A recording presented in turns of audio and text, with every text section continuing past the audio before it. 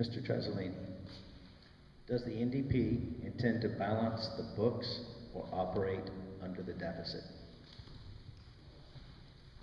Our finance critic, Bruce Rolston, has made it very clear. The BC NDP financial plan doesn't add 1 penny to the projected deficits that the Liberals don't. So in other words, we have to start on basic premises. In the 3 years cycle, we will balance the budget. So following the next 3 years, the next budget, we are planning a balanced budget. And if anyone is interested to find out why the BC Liberals' proposed budget is a deficit budget of $790 million, I have all the facts. I spoke in the legislature for a half hour, and guess what? It is right there in black and white for anybody that wants to see it. Thank you. Linda, would you like to make any comment on that issue? Thank you. Our budget is balanced. What we did this year was we brought in an outside expert by the name of Dr. O'Neill, who was the chief economist with the Bank of Montreal. And we had him take a look at our budget. We had him take a look at our revenue projections. He thought our revenue projections were a little high, and so we adjusted them downwards until Dr. O'Neill was satisfied. We do know that our credit rating agencies, Standard & Poor and Dominion Bond Rating, who provide us our AAA credit rating, were very pleased with our budget. And they were very happy with our budget. And so I am very confident that it was indeed balanced. And we did bring in an outside expert to look at it. Thank you.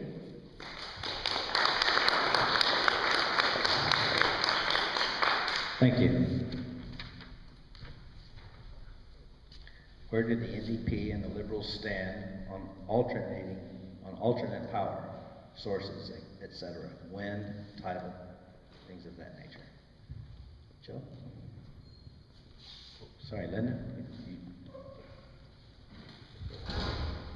BC Liberals absolutely support alternate power sources and different forms of power projects, wind projects, etc. What we do know is that the NDP have opposed those all the way along the line. And so I'll be interested to hear my colleagues' response on this. Thank you. Well, you know, anybody knows me, they would know that I've dedicated my life to environment protection, to sustainability. In fact, when I was the mayor of the city of Port Moody, we won a sustainability award, best planning future of any city in the world. But you know, it comes to a time where fiscal responsibility also becomes part of the equation. Right now, we are spilling water in the dams and paying 5 times the going rate for power. You heard me right, 5 times the rate of power, and we're spilling water. So the contracts that were signed, and by the way, these are long-term contracts, which spell trouble for BC Hydro. This is why we are going to review the finances of BC Hydro. And when the Liberals speak about balancing the budget, this year alone, they're taking $425 million of dividends from BC Hydro to balance the budget, when BC Hydro is borrowing millions and millions and millions of dollars. So, you know, alternate power is good, but finances enter into it. It must make sense for the expenditure of taxpayers' money. Value for money.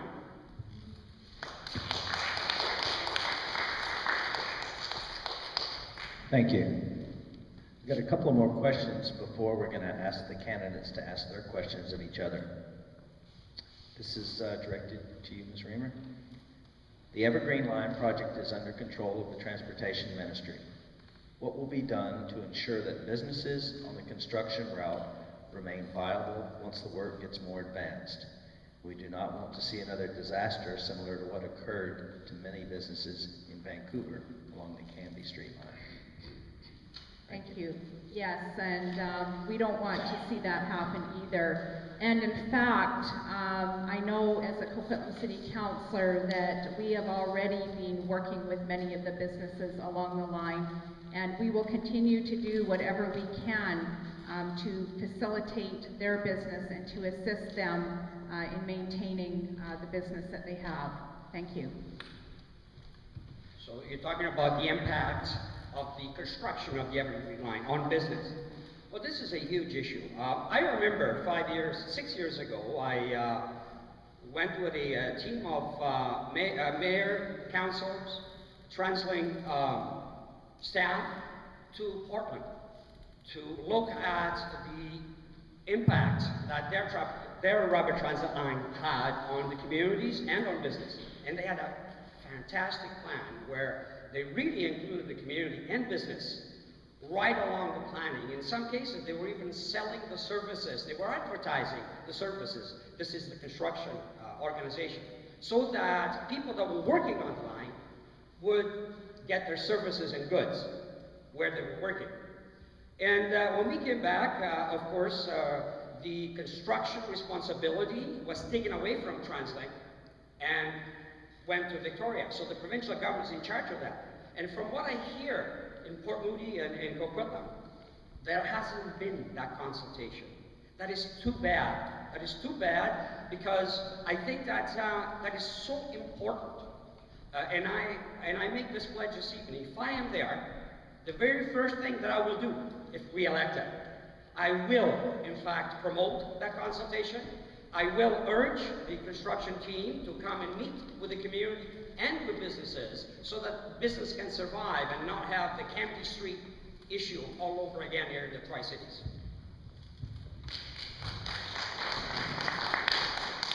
Thank you. And that is a big issue in Coquitlam. Mr. Reamer, what are you planning on doing to help the communication and cooperation between municipal and provincial levels of government if elected? Well, we've had, as a Coquitlam City Councillor, we've had a great relationship with our provincial government.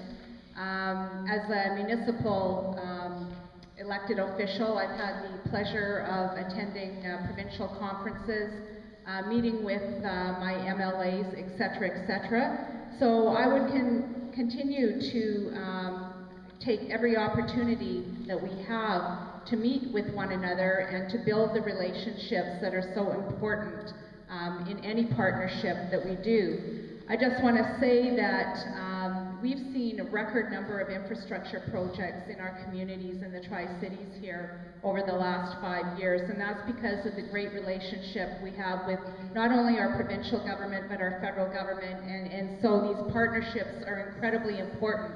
Without partnerships, we don't see an awful lot of successful projects, but we do when there are partnerships.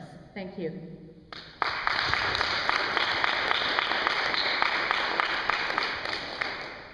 When I was elected last April, and in the early summer and the fall, I started sending letters to all the mayors and councillors in the cities and more, Belcarra villages and Port Moody and Coquitlam.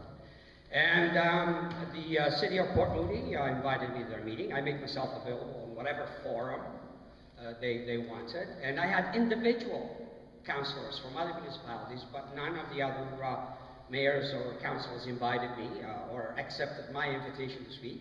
So I did the next best thing, and that was to hold the old-fashioned town hall meetings. I had 2 of them, and I invited the entire community, and that way they would have an opportunity to ask me questions, put me on the spot, and at the same time inform me so that I would be a better representative. I went to a lot of events, and I mean, at any time, I'm always available. But of course, we should have more formal communication with councils, you know, in the riding that we represent, and I'm always available.